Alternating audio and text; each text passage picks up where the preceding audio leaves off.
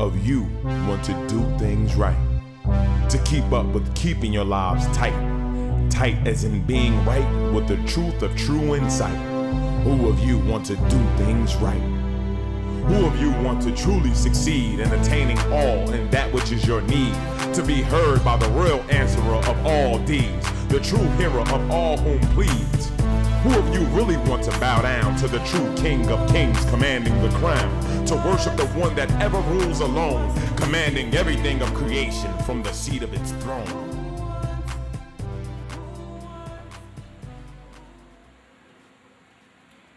That was for our New York audience. Okay. I realized that went kind of quick. I was like, an hour? An hour? But, you know, you yourself has been involved in the pluralistic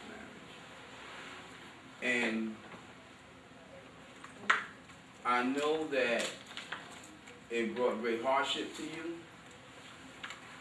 And I know that you had to make many sacrifices. Excuse me? I'll tell you in a few minutes. I know that you had to make many sacrifices. And by your sacrifices and submission to Ahezaah, you have outlasted your co-wives. You were there before them, and you've outlasted them over 20-something years. And the thing about it is that you will reap the rewards for the sacrifices you made. Just as you gain the rewards for the ills you have committed, the ignorance that you may have shown, the rejection you may have shown, Allah will bless you for your steadfastness and continually regrouping to stay in order with its command for you to be of a pluralistic marriage. Many women hate that aspect of religion. Pluralistic marriage meaning plural, meaning more than one wife. And because the people are here are anti-divine, anti-holy. Do you notice I didn't say anti-Islamic? Right. They are anti-divine, anti-holy. They are anti-Allah, anti-El-Amen. They are against the Lord, against His way. So they will condemn what it says. When you will go so far as to condemn what the Lord sent down, you are a bad man. You are a bad man. You have no scruples. You are a demon in the flesh. You know? And this is what they've done in this nation and other nations that reject the Lord's commands. They say, we don't believe it.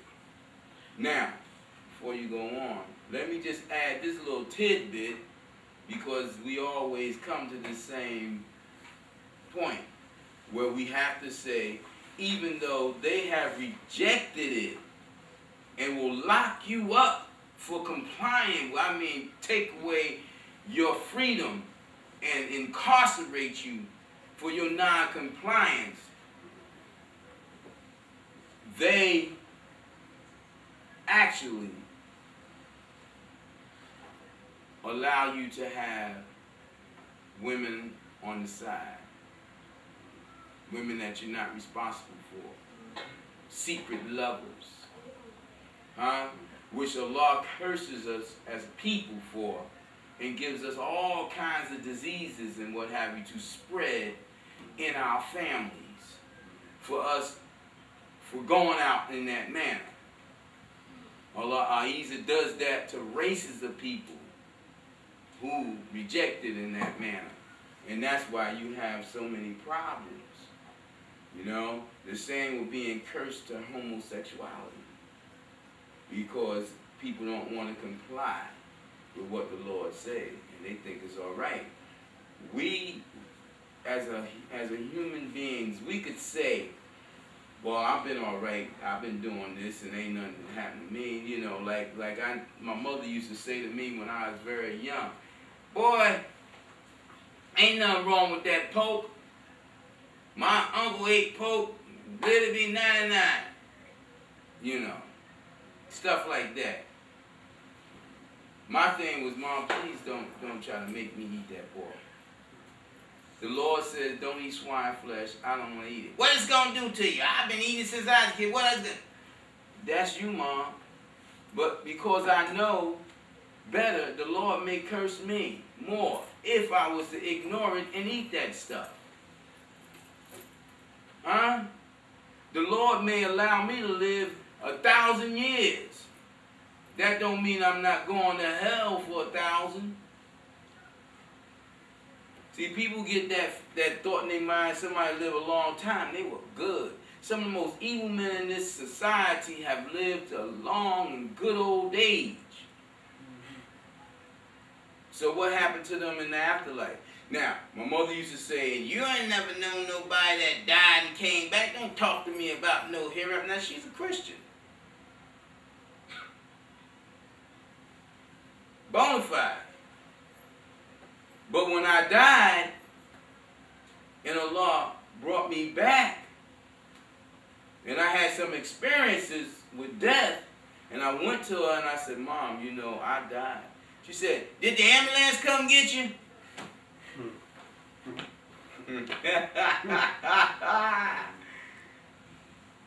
No. Then you didn't die. You know? But the thing about it is you got some ignorant people out there who just refuse truth. And my mother is one of those people. Refuse truth. My father accepted it. My mother still refuses it. And she's probably going to pass in that manner. Refusing it. To be shocked in the life hereafter. To find out that the Lord El is real. And you do have some judgment to pay. You do have to reap your rewards in the manner that the Lord said you will. You know? And like you asked me about the prophets of old, since they've been saying this here since the time of Adam, whichever Adam you want to point to. Because there's been many Adams, there's been many human races, you know, many different species of human races. I wouldn't want to mess with it. They all saying the same thing, come on. I didn't go to Adam's school. I didn't go to Muhammad's school. I didn't, you know, and I'm saying the same thing they saying. Why? Because the one that's been here all the time is telling me. So I wouldn't mess with it. I'm African American. I spook easy, man. You said the Lord. I ain't messing with it. But see, African American people, they want to be like Caucasians so bad that part of our curse today as a race of people, the African Americans, the Negroes, not Obama, because he's one of them already. The curse on us is that Ahezaah is allowing us to become, allowing our offspring to become like them. Now we got their diseases, their ailments, their miseries, their strife. We as you see it in our offspring, our children, suffering what their children used to suffer alone and what they used to suffer. Our children are suffering that, and our children is gaining in the mentality that they have where they are losing heart for Allah. That being spooky was good because it kept some of us straight. Now they losing that where they ain't spooky. Which Allah hook the hell out of my face about some whole Allah. I don't want to hear about no damn Allah. You wouldn't hear that come out of people's mouths 50, 60, 70 years ago. Now, I'm not going to say nothing about your Lord, but my Lord, this, that, and the other. You stay your way. Jesus, my Lord, I ain't going to say nothing about your Lord. Don't say nothing about mine. Why? Because they was still unsure and spooked up. Now they curse you. They curse the name of the Lord. But Ahezaah, it gave me the new name, its new name of the Lord of the throne, the Master of all worlds, and said, I give it to you in the most timely manner because the Muslims that follow in the path of Muhammad has desecrated my name of Allah. And people look upon my name of Allah as an evil and ugly thing now.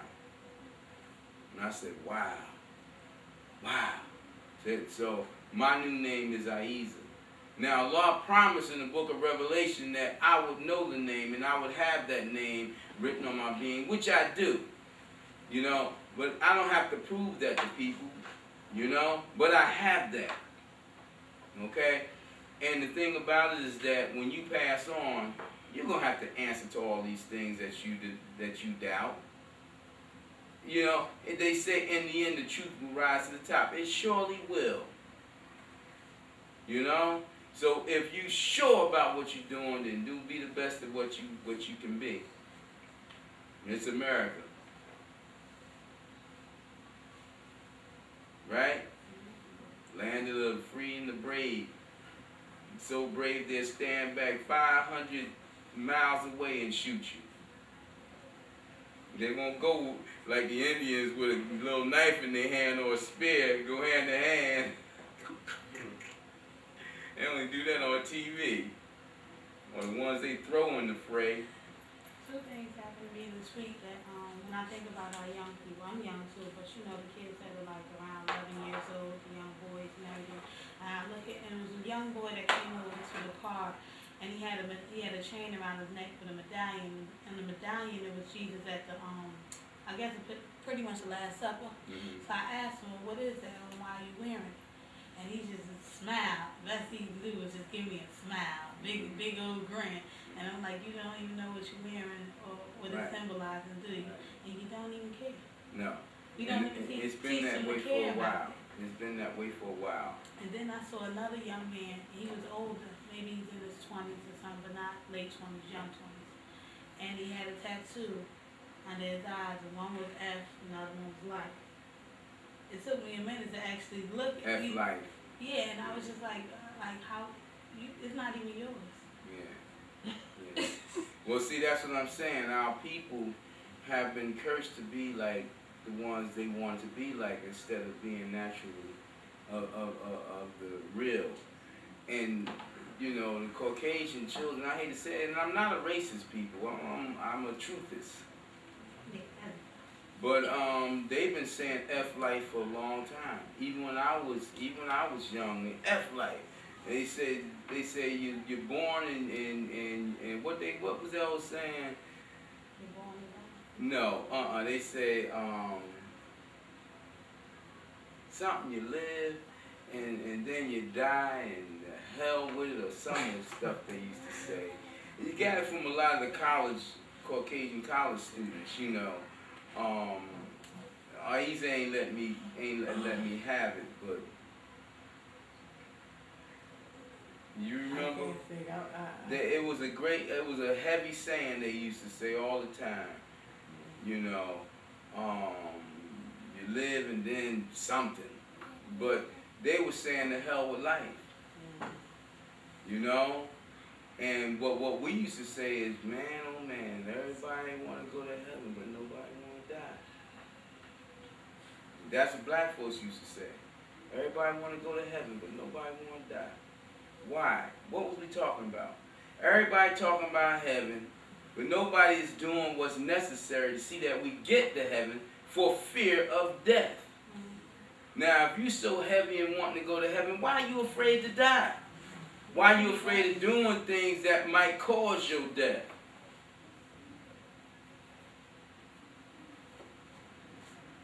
You know? And that's our people. Because they don't believe in the cause. They don't believe in living and dying for the cause of the Lord Allaah. They think that this is it. Like the Caucasian have told us, that you live and you die. You live and you die or something like that. You only live once. You know, but the saying is wrapped up in that. Yeah, I just can't remember. Some of them probably out there. Oh man, say it. I can't get it, people. I've been working hard. I'm tired, you know, but I still sacrifice and come and sit before you and try to give you the best that I have to let come through me. You know. But you know, I mean, Allah is great. Ahezaah is great. You know. Ahezaah is full of mercy. Yes. What you talked about, Lord's eternal laws and His orders. You shared what this difference between the laws and the orders. Just a small example. Okay. When you say eternal orders,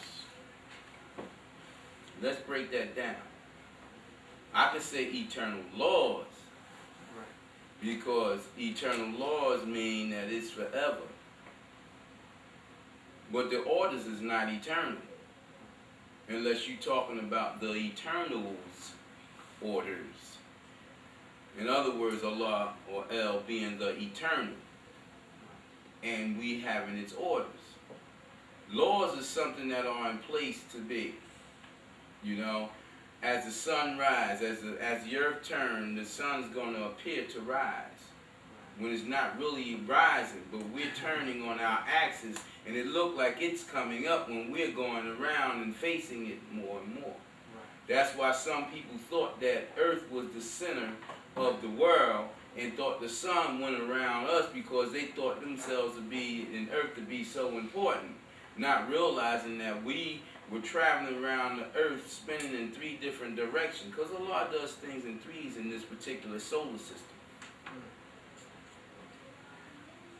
And that we turn on our axis, we turn on in our orbit, and we spin.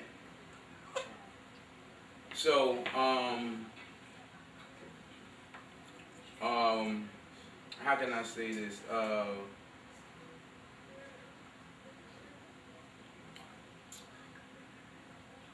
Orders change. Allah gave Muhammad orders, specific orders to tell his people to turn away from Jerusalem. They was turning towards Jerusalem to pray. Towards the Temple of Solomon, whatever. And Allah told them to turn away from that. Because Allah also ordered the women to tie their cloaks in a different manner than what they had been wearing before, because they all dress the same. Hebrews, Muslims, Christians, they all dress the same. You couldn't tell the difference. So Allah said, we're going to give you an order. Tie that cloak a different way. Today, Allah said, tell the women in your community to wear their headpieces like this. That's why they wear their headpieces different. Under the same orders. It told Muhammad, turn towards the Holy Kaaba, the temple of Ishmael and Abraham, away from the temple of Solomon. So that we will distinguish those who worship with you, those who are a part of your tribe, your soldiers, and your women. We can identify them in a crowd. You can identify them. Just like you look at sisters out here dressed in a bag today, you know, black clothes, and it's 102 degrees out, and they covered, eyes covered. I seen a sister once, she had on some clothes, and I'm not trying to make a mockery. They make a mockery of themselves. I don't have to make no mockery. They're laughable. But she had on upholstery clothes. Stuff made out of upholstery. Stuff that you would have in your living room curtains. You know how thick that stuff is? It looked beautiful, but she had it on. It was black with nice imprints, and I was like, oh my Lord. Now she had to be sweating up a storm up in there. She had to be like in a sauna, man. But like Holy Queen Mother said, why are they so obese? With all that sweating going on in the summer, they still obese. Still unhealthy. Because they're not being guided to eat properly. They turn away from Allah, so Allah turn away from them. So to speak. Now, today our orders is to turn away from the Kaaba in Mecca, to turn to the Holy House where the divine book of recitation has come down. That's our orders. Now, Allah, the Lord El, treats orders as laws. That's why, for defying the orders, you will be chastised as though you defied the laws. And that's where people get confused with the laws and the orders. I remember last week we was having a conversation about the covenant difference between someone upholding the covenant, keeping their agreement with Yes. the law, in regards to the agreement and following the orders. What she's saying is we was having a discussion because I've had a couple of people come to me in my life, past wives, who have said to me, why is it that we have to be with you in order to be right with Allah? Can't I go and still be Muslim, not listen to you, not be a part of this community, not be a part of you, and still be Muslim, still be blessed by Allah? I said, well, I'll tell you like this here. I'm not going to judge you in that and say yes or no or whatever, because Allah is the judge, the final judge, the ultimate judge of everything. But what sense does it make you turning away from the direct commandments of Allah to command old commandments, but turning away from its voice to say that you turn into its voice? What sense does that make? Allah is here and now with me, and it has sent down His commandments, and it has sent down His laws and His orders that have made them clear and precise. And there's no confusion about it. And it's put orders in place, like the calendars, the months, the holy days, and everything. It has left nothing out. It has put everything in order. Now you saying you want to turn away from this to go back to what Allah told Muhammad? Well, that's the same thing as what the Muslims would say to Muhammad, to go back to what the Lord told Moses, or Moses' people, Jesus' people. You understand? So you want to defy Allah, you want to ignore Allah while you claim you're trying to hear Allah. That was like me once standing before Allah, and I wanted to bow down and I wanted to pray as though I was trying to get to Allah. And Allah said to me, why are you trying to do that when you're already here? I'm already there. It said, fret not. Don't worry about what the people think about you. You are my prophet.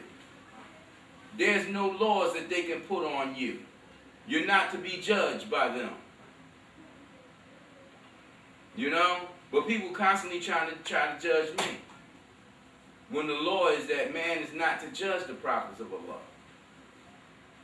Because we live under different laws and orders. Those that you're not, put under.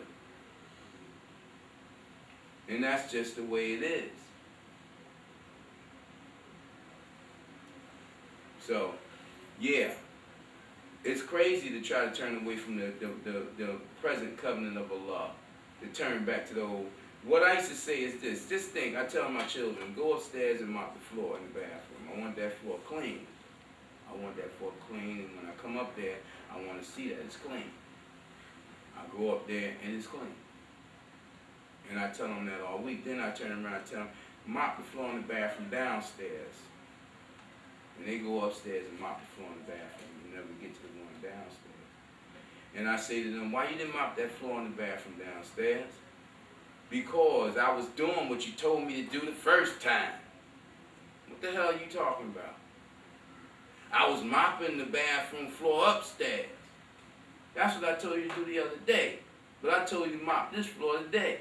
Yeah, but I was doing what you told me to do the first time. They deserve their behind kick. They deserve some kind of punishment. Because they have defied my orders. I said clean this floor. Don't tell me what I told you to do before. Now this supersedes that. It's the same way with the covenant of Allah. When Allah sent a new agreement down, then it supersedes that old agreement. And Allah is fair and just. It don't send down a new agreement just for people unless it's a specific agreement for specific people that don't have the universal agreement. Like the Afro-Americans were sent in the covenant with Elijah to band together. And that was for them. The Hebrews were sent a specific covenant for Moses to band together. But before Moses' passing, in the end, what did Moses have? He had a universal covenant for everybody. Elijah didn't have a universal covenant for everybody, but Elijah told the people, there's one to come after me with a universal covenant for everybody. And he will come in the presence, unseen presence of the Lord, and in that Lord's power.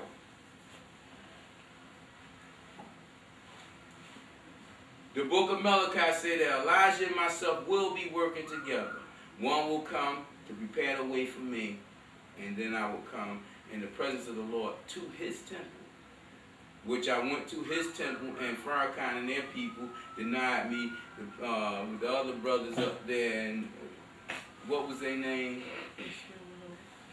No, not Ishmael, not Elijah's son. He denied it too. No, the Ahmadiyas and also the mother brothers for Elijah Muhammad. Core. Yeah. And so basically all Elijah's people in his temples have denied. Now, they doing the same thing that the people of Noble Drew Ali did with Elijah. Noble Drew Ali died, his work wasn't finished. Allah anointed someone else and they denounced him. They ignored the fact that Noble Drew Ali told him, you got to get behind me if you want to make it. Come behind me, come in this way. That's all he could tell him. Now when Elijah came, Elijah said, Allah sent me for you. It spoke to me through Wallace Ford. Yeah, Wallace Ford, who they call Wali Farad Muhammad, or Farad Muhammad. So it spoke to me through him and anointed me. I am the Elijah of Malachi. And he fulfilled what he had to fulfill. And despite him fulfilling that, you still got some of the same old heads out of Noble Drew Ali's camp that won't recognize. They say, well, the criterion for a prophet is to raise the dead and this, that, and the other. Elijah did all the things that they said that the criterion for a prophet is to do, even to have a book. But they can't get with him because they think they too above his head. Same way with Farrakhan ran from me, and his people ran from me, and Ishmael wanted to curse me, and, you know, to get me out of there, right? And, of course, Wallace tried to join with Farrakhan to work against me. People don't know about that when they came together, the reason they came together after my letter to both of them. And just to denounce me. Because what? They think they too above my head for them to bow down to Allah. And that's the mistake most people make throughout generation after generation after generation. And on that account, Allah put in the Holy Quran, surely I have destroyed generations, many generations before you. Many generations before you, because they rejected me and my messengers. You know? And that's the way it is today. Allah will destroy many African-American people. Because Allah said to me, it said, now I'm putting the curse on the African-Americans. I'm going to put them in the same vein of the Caucasians in America that reject me, that know the truth and hold back. And shortly after that, Katrina came. And we have witnesses, I told you, right? And then shortly after that, boom, Katrina came and wiped out all them black folks. And I said, Now we having tornadoes all up and down where black folks live, where we, before the tornadoes, would magically dance around our communities, little poor communities, and throughout the history of America. Now they tearing us up just like everybody else. And that's all Allah is doing. Got the African-Americans questioning the power of the Lord and denying and denouncing the power of the Lord. They're going beyond saying that minister ain't right to that minister is cool. I like the way he talk. Forget about the Lord. This minister is cool. Huh? Got ministers out there think it's all right to go out there and commit fornication and adultery and do their thing. Huh? Despite them knowing or being told, Allah, Allah, Allah. They don't believe. They go and do their other thing and think it's cool. And lead hundreds of thousands of people in droves astray. You see what they did to Michael Jackson before he passed? They want to get him for rape and all this kind of stuff like that. You got R. Kelly with a film on him. Showing. And what happened? Nothing. Why did they want to get poor Michael? Because Michael said, oh, Allah. And the white man, and certain white people was racist. And I believe in Islam now. Oh, get him. For what? Because he wanted truth? Because he wanted to be educated to a high degree? Because he wanted freedom, which he was supposed to get freely in America, United States of America? You know? But you know, We have 30 seconds there, and we have to extend the class. But I say, may the peace and blessings of Allah be within about your presence, or the peace and blessings of Ahezaah be within about your presence. And we'll see you next time, but we're going to continue on with our conversation. So, Who of you want to do things right? To keep up with keeping your lives tight. Tight as in being right with the truth of true insight. Who of you want to do things right? Who of you